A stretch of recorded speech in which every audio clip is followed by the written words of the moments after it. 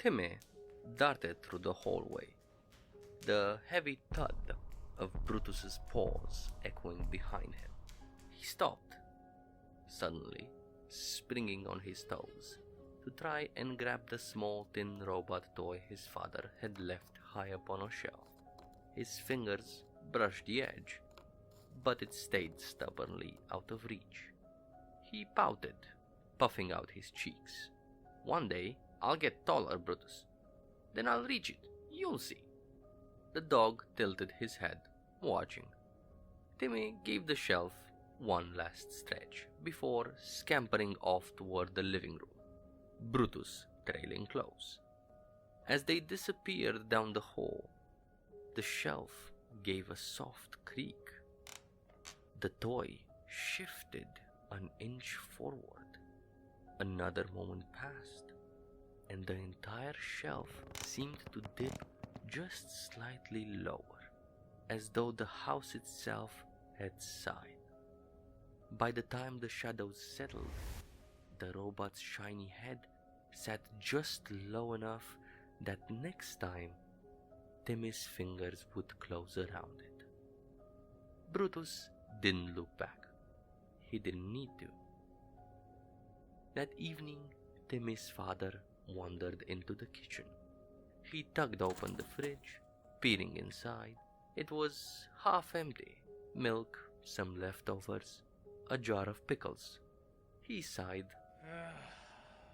muttering about needing groceries, then shut the door and went back to the TV. Minutes later, Timmy padded in, Brutus at his heels. The boy rubbed his hands together. "I wonder if we still have ice cream," he said aloud, half to himself, half to Brutus. He pulled open the fridge. Rows of ice cream boxes sat neatly on the middle shelf. Vanilla, chocolate, strawberry, more than they'd ever bought at once. Timmy's eyes widened, a grin spreading across his face. "Yes!" he cheered, grabbing one. Behind him, Brutus wagged his tail in a single, deliberate sweep across the floor. His eyes glowed faintly in the cold light spilling from the fridge, reflecting not hunger, but satisfaction. Timmy scooped out a spoonful, humming happily as he ate. He never noticed that the curtains behind him gave off no frost, no condensation. They simply existed, perfect and untouched, because he had wished for them. Later, Timmy's mother paced through the kitchen, phone pressed tight to her ear. Her voice dropped to a whisper. "I swear, he's too smart. That dog, the way he watches, it's not normal." She paused, listening. Her friends' muffled voices filtered back. "No, not in a funny way, in a dangerous way. Like he understands everything." Her gaze darted toward the doorway. Brutus lay there, silent, his head resting on his paws, eyes fixed on her.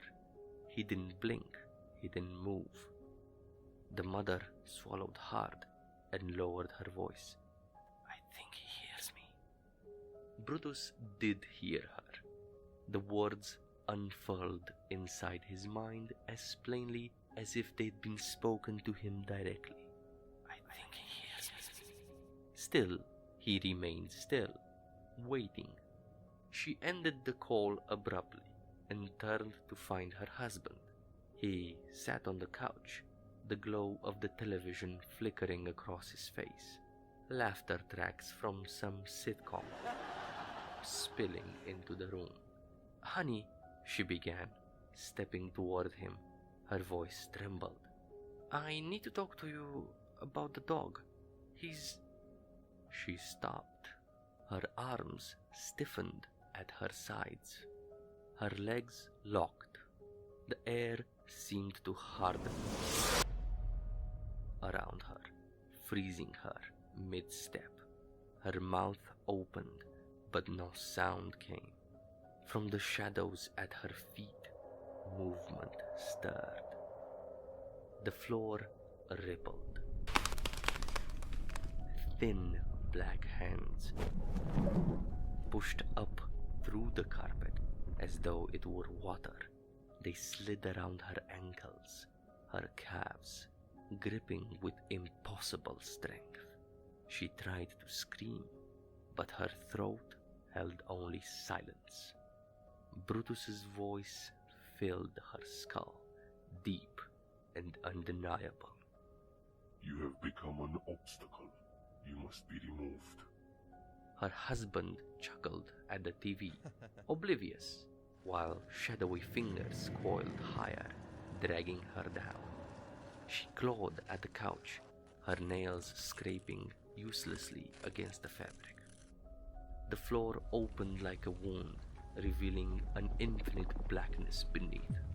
Her eyes widened, locked on Brutus. The dog hadn't moved. He only watched, calm, certain. The last thing she saw before the darkness swallowed her was his small, oddly cute face, framed in fur that remained impossibly white. Then the portal closed, the carpet smoothing as if it had never split. The sitcom laugh track rolled on. Her husband scratched his arm, adjusted in his seat, and never turned around. Timmy burst through the back door, Brutus padding behind him. He froze, wide-eyed, just in time to see his mother vanish into the dark hole beside the couch. "Mom?" he whispered, voice trembling. Brutus turned toward him. The boy blinked, and the image shifted. Suddenly, his mother stood before him, smiling gently, arms open. She pulled him into a hug. "I have to leave for a little while, sweetheart. Be good, okay?" Timmy clung to the warmth of her embrace. When she stepped back, she was already fading, dissolving into the background of memory. He sniffled but nodded. "Okay, Mom." Brutus's eyes gleamed. The boy's fear melted into calm acceptance, the horror overridden by love. The television kept playing. Timmy's father leaned forward, absorbed in the screen. Brutus padded into the room, gaze steady. The man's brow furrowed faintly, his lips parted, and the words slipped out in a distracted tone. "She said she'd be gone a few days, don't worry." He never looked away from the television. His hand searched blindly for the remote, found it, clicked the volume higher. Brutus watched him a moment longer, then turned back toward Timmy. The override was complete.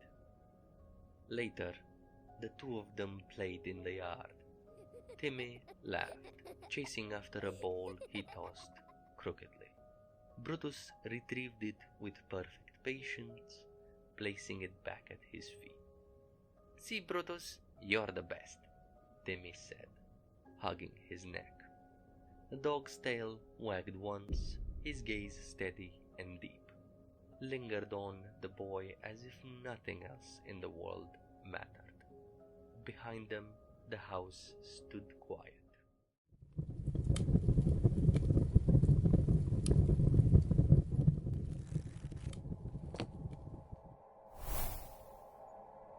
Did you like this chapter? More are on the way. If you want to keep up with the story next time it releases, don't forget to subscribe. And if you have the means and the time, consider buying me a coffee.